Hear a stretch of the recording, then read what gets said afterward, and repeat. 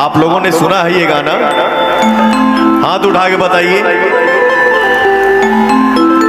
तो ऐसा गरजो यार, सिद्धार्थ नगर में है हम लोग। ओठ लाली ओठ पाटी मारी फेसबुक की रीम, शादी बाद लगातारू जान तू अभी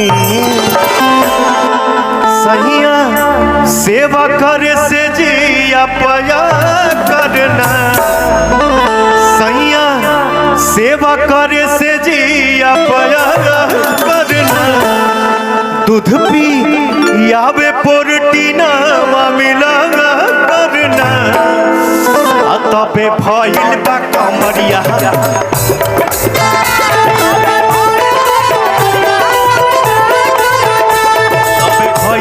कमरिया हमर जा कर